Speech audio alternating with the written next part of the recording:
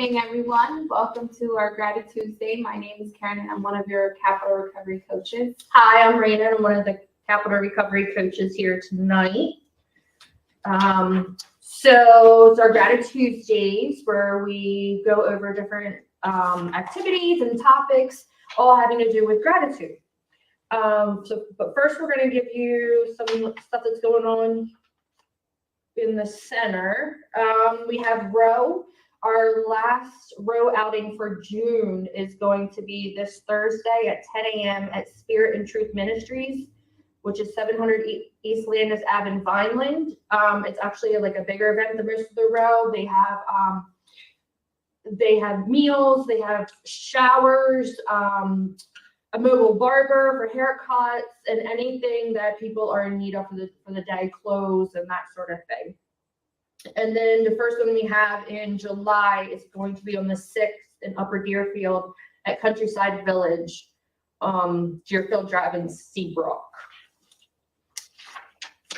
And then as far as our meetings, we have the All Recovery meeting that is every Thursday at 1.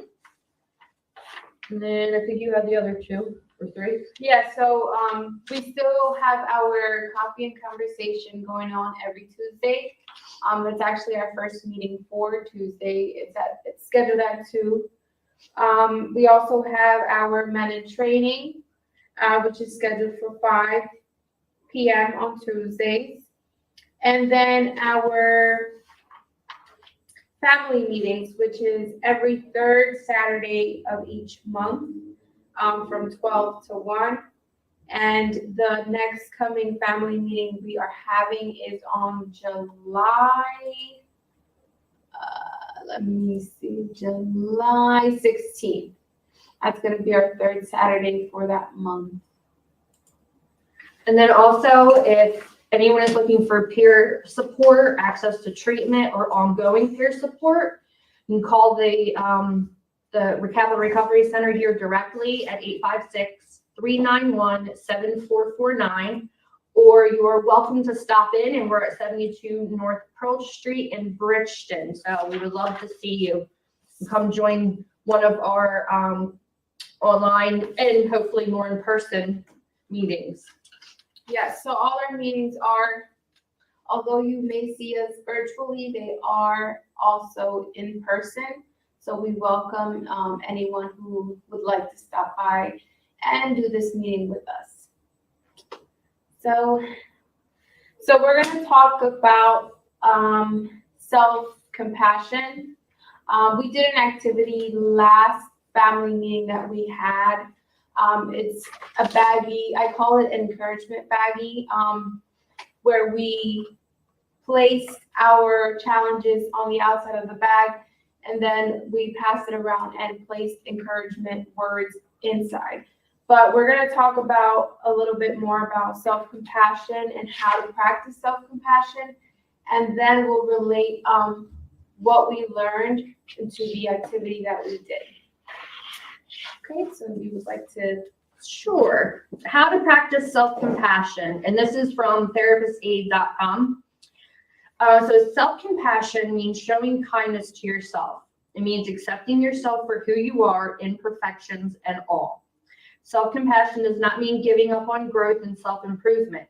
Instead, it's about understanding that you are a work in progress with strengths and weaknesses and knowing that that is okay. I don't know about any of you, but accepting me for who I am is not always easy. It's something that I have had to put considerable effort into. And still I fall short on it from day to day, because we will be our own worst critics, no doubt. Let me keep going? Yeah. All right. You probably show compassion to others without giving it a second thought. Yep. It's so much easier to show others compassion than like yourself, for me anyway.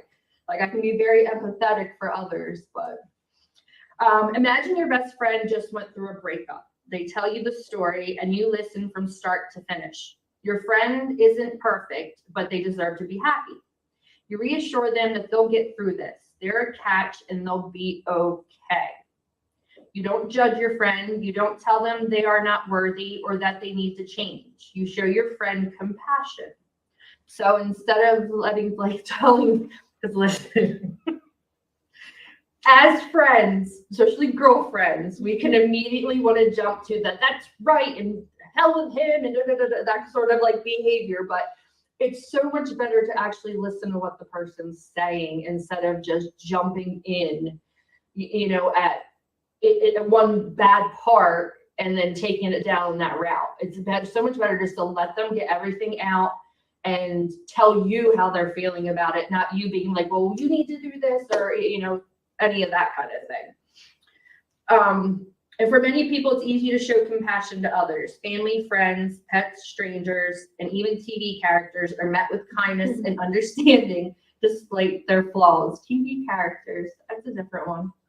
I can see that though. Like, I can't watch reality TV. I can't. As I start feeling embarrassed for people or upset for them or sad for them, I can't do it. I love reality. No, no, what are these people doing? I'm in it for the drama. At the same time, many compassionate people are critical and unforgiving of themselves. They hold themselves to a standard they would never demand from others. They struggle to practice self-compassion. Very, very true. There are no simple tricks for developing self-compassion, but there are several healthy habits that may help. So the first way to practice self-compassion is having a fair attitude toward yourself. Practicing self-compassion means treating yourself warmly, gently, and fairly. It's about having an attitude of acceptance toward yourself rather than judgment, and treating yourself accordingly. Imagine receiving some constructive criticism from your boss. Coming from a place of judgment, you only hear the negative and tell yourself, I'm an idiot. I can't do anything right.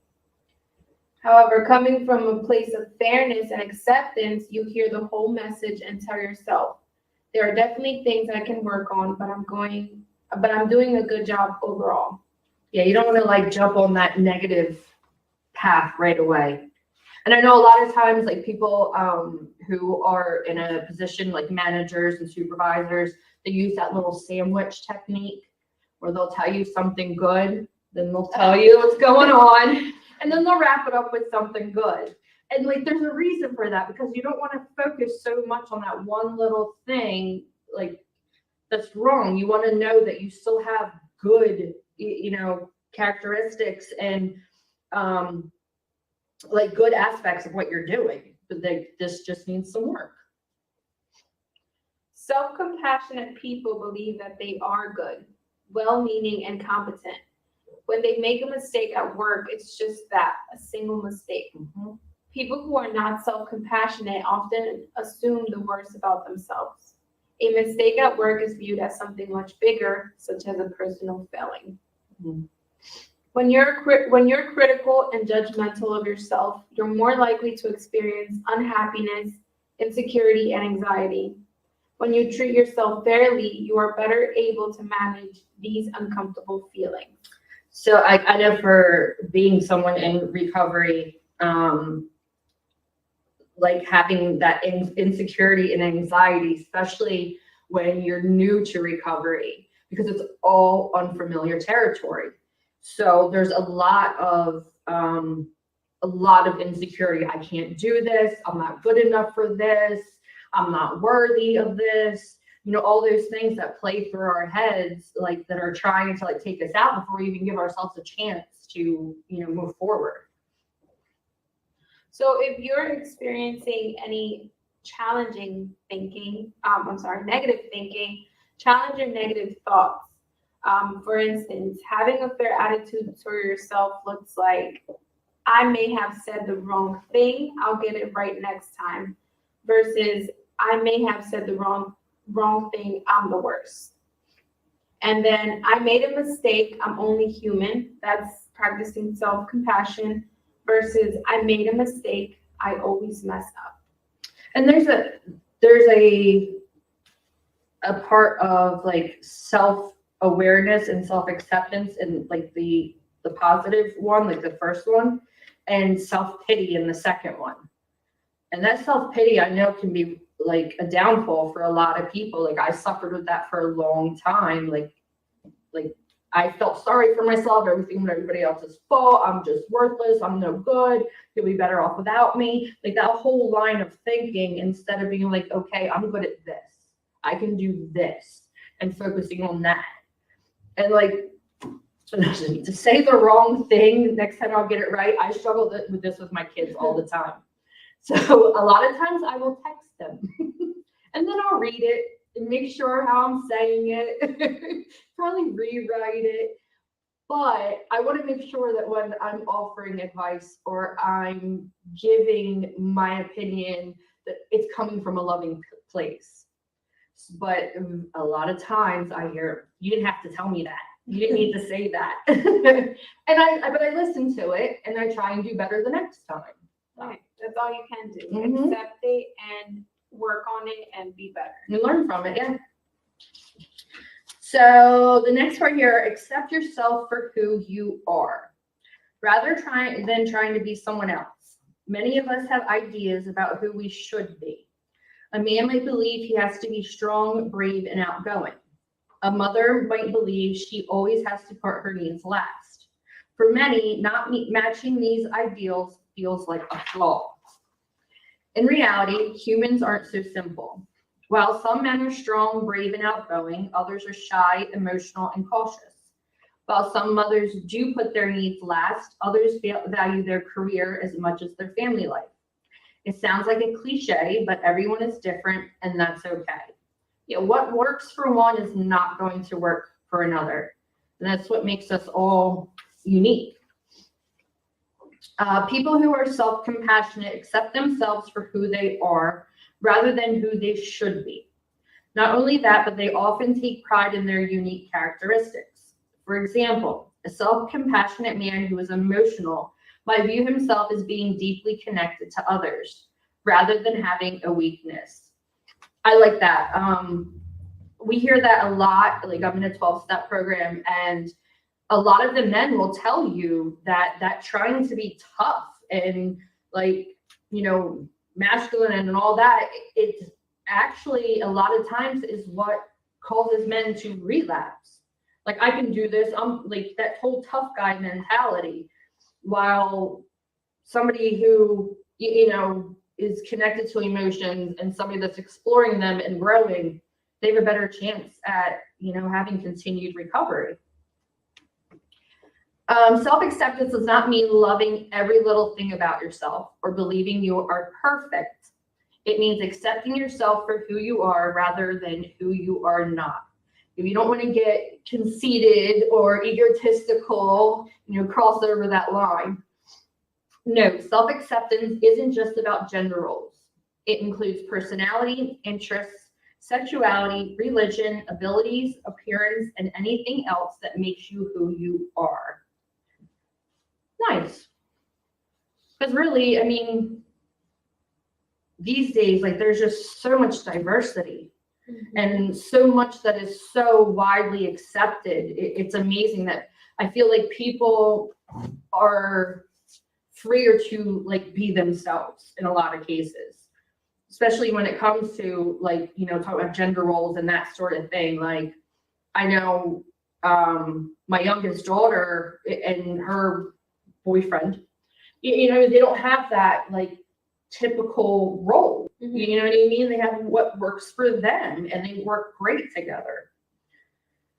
So instead of trying to oppress that thing or trying to oppress something just for meeting social norms, you should embrace it and accept who you are. Absolutely. So accepting yourself looks like a mother who values her career highly could view herself as highly motivated, a role model, and recognize how she provides for her family. A person who wishes they had straight hair could see examples of beautiful curly hair like their own and learn to appreciate what they have. They might still wish to have straight hair, but they learn to like their curly hair too. As a hairdresser, I will tell you that everybody wants what they don't have. And they come in with curly hair, they want it straight. They come in with straight hair, they want it curly. Me, I like mix it up. Try a little bit of everything. And a person who is not athletic but loves sports could find themselves fitting into coaching or support roles instead. That's nice. Work to your strengths. That is true. So the next one is take care of yourself. Rather than denying your needs or overindulging.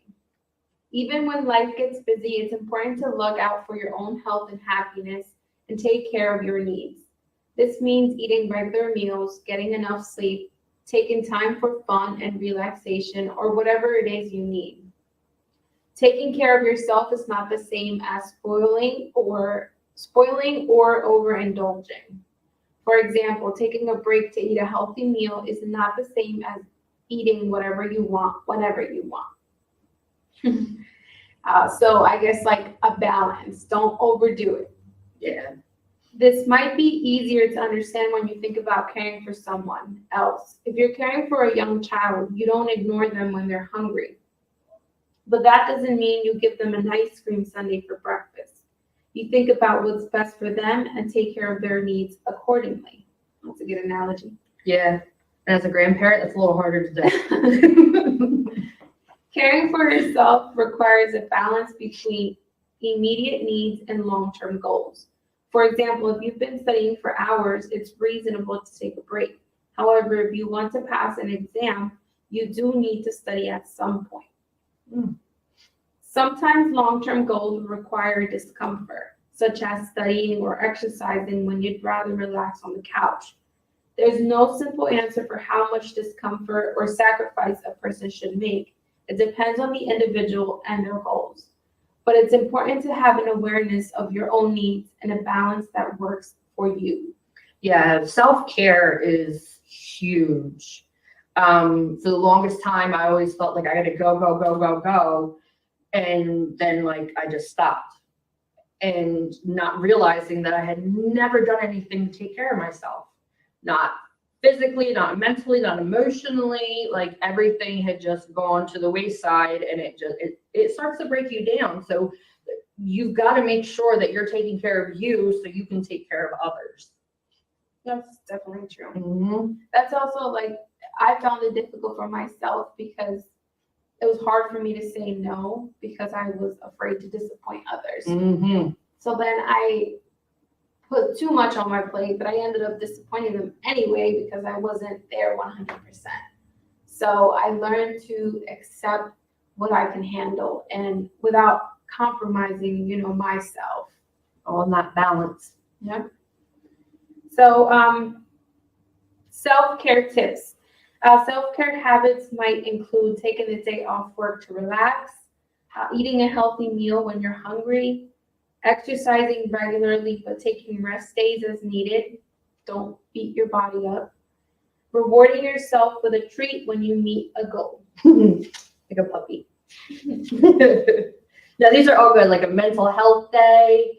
I know in the past I've let my kids stay home from school for mental health day because it was just as important as their physical health. Right. And then eating healthy and at least the treat when you meet a goal to just, you don't want to overdo any of that. You start taking up too much time from work and then you have no job. You know what I mean? You exercise too much and then you're sore. It's a balancing act that, takes some trial and error. What's next? Accept that struggle is normal rather than feeling uniquely bad. You have a front row seat to your own imperfections and mistakes. But others can hide their insecurities. You can't hide from yourself. When you feel bad about yourself or when you make a mistake, it might seem like you're the only one. You are not. Most definitely. Like I've learned that no matter what I'm going through, someone else has been through it. And like I know who to go to depending on what help I need. Remember that no one is perfect. Being imperfect is part of being human.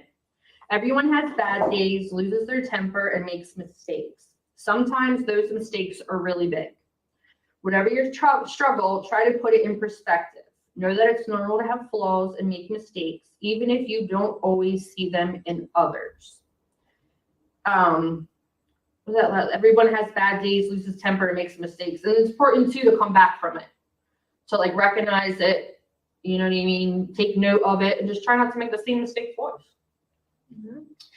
Recognizing that your struggles are normal gives you permission to feel self-compassion despite any shortcomings. Yeah, recognizing that you are not perfect and you never will be perfect is okay. Like, that's what makes us human. The language of accepting struggle.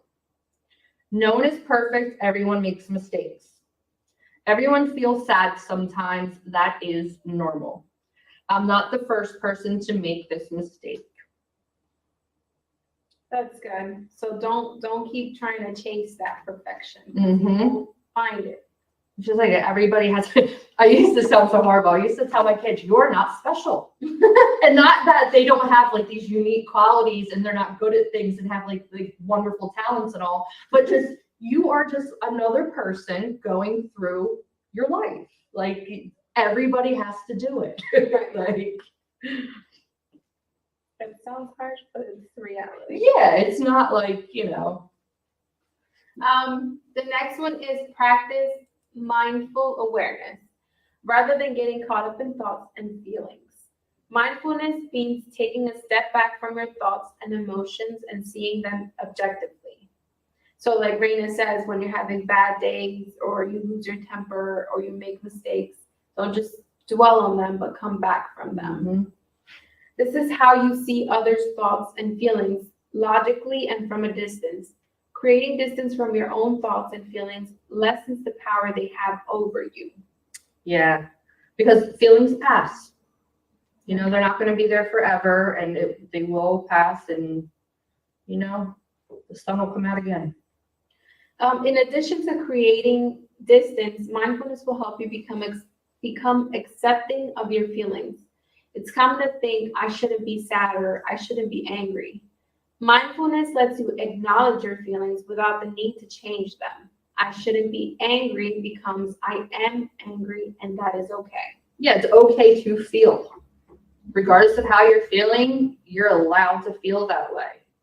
It just, like we were saying, just don't sit in it. Recognize it, understand it, you know what I mean? And know it's okay.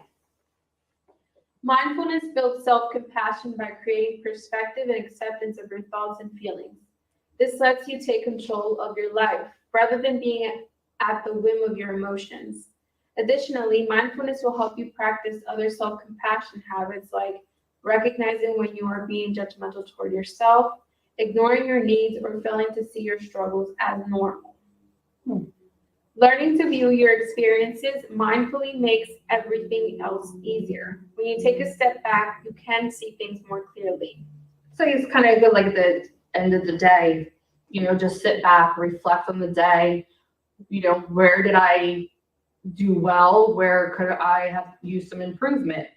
And just being aware of it and using it, you know, as a lesson to help, you know, next day, you know, you can be a little better.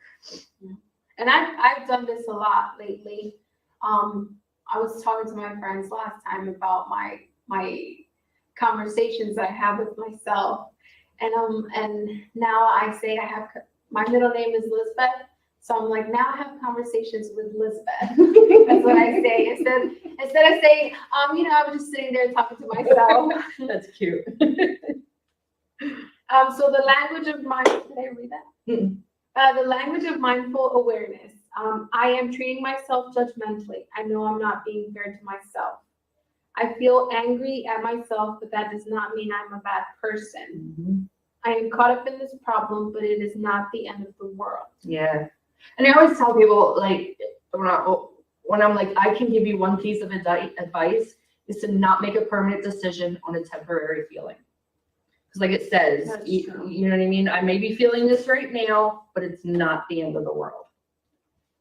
So in summary, unsurprisingly, practicing self-compassion is easier said than done. Many people focus on their flaws and feel that they are not worthy of kindness. Others set unrealistic goals demanding nothing less than perfection. After a lifetime of self-judgment, the habit is difficult to break. It becomes more reflexive.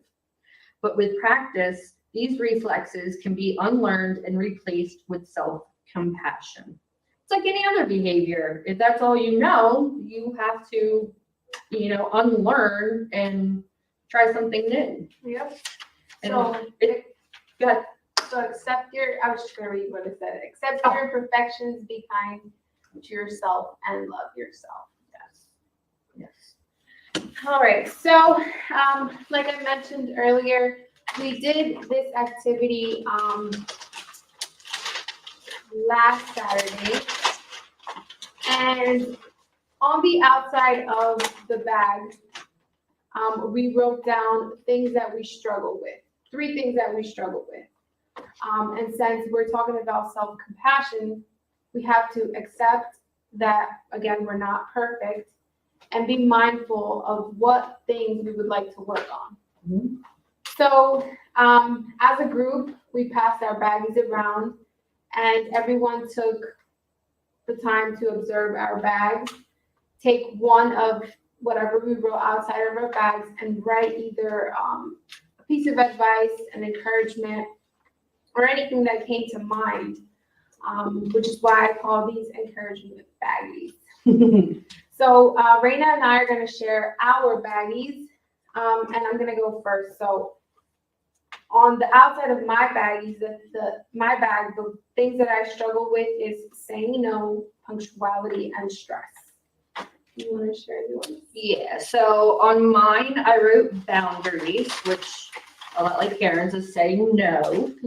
And I put enthusiasm, or the opposite of boredom, because I get bored with things very easily, a little ADD going on. And then control. So I suffered from lots of control issues. All right, so we're gonna take turns. I'm gonna read one, and then Raina's gonna read another one. So somebody wrote in my bag, it says stress. Take a deep breath and inhale the fresh breath of life. Exhale all the stress. Meditation helps. Nice. So I have one for the control issues. It says control issues lead to tension and stress. Letting go of control is healthy for your body. And oh my goodness, this one, it sits right here and grows until I need a massage. But it's true. So I like Good advice. I really like this one. And I guess this one is with saying no. They put no is a complete sentence. Yep. I use that one all the time. I have to remind myself of it too. All right, we're going to do another control one. Sometimes it's good to let go and let someone else take control. You don't have to stress. And that's true. Kind of like the let go and let God. Sometimes you got to let go of the wheel. It's true. My next one is put yourself first. Yeah. I guess stress, saying no. Saying no. Yeah. So I'm going to assume that this is for the boundaries, and it says protect your inner peace, which I really like because, you start letting people step over that line, and before you know it, you're the one paying the price for it. Mine is if you are stressed, then you can go outside and take a walk. Thank you. I have actually. Yep. I remember one time I was so angry that I went for a run, and that was the fastest run I've ever had in my entire life. I actually will do that sometimes. There's the river runs kind of through my backyard, and there's just one little fishing spot down the street. So I feel myself I will go walk down and just sit there and decompress, gather myself. But it's true. And what do I want to say? So energy. All right, so I think this is a dual one. The one side says procrastinating actually sucks our energy.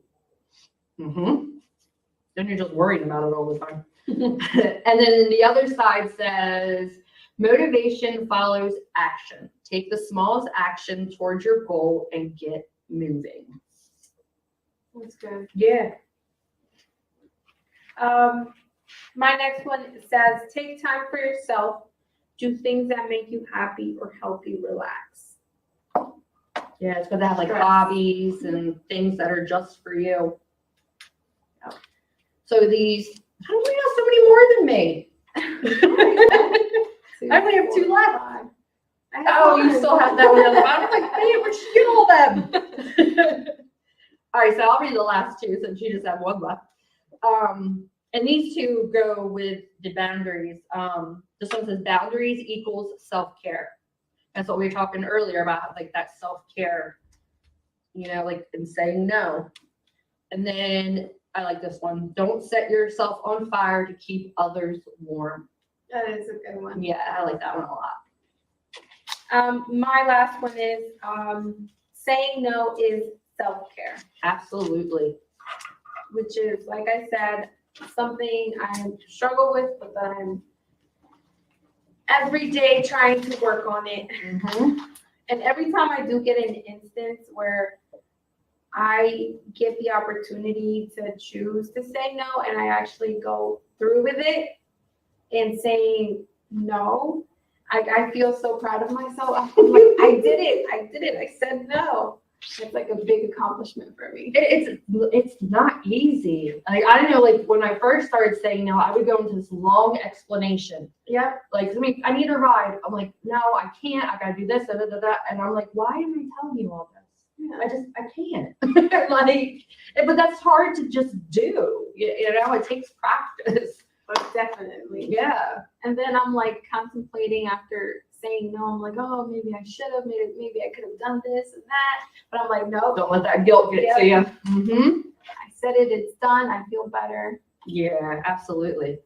So I think this is a good, like, I really enjoyed this. I think this is a great way to, not only put your shortcomings out there and get some positive feedback on it, but to also be aware that, like, you're not alone. You're not the only one. Like, what we have on our bags is very similar in, we have 2 that are pretty much the same, so, it's just realizing that we're all human. We all have flaws. We all struggle, and we're not alone. And we'd love for you guys to come in and do this with us one night. Yes. Nice big group, get all kinds of lots of positive feedback. Yeah, it was really nice. When we actually did the activity, we had so some of the positive encouragement sentences come from Carrie's son. Okay. So he's like, what, 11, I think? So it was really nice to get also some perspective from a child. Yeah, yeah. So hopefully, you guys come out and join us. I hope you guys enjoyed our GratiTuesday. Thank you. To accept your imperfections, be kind to yourself, and love yourself.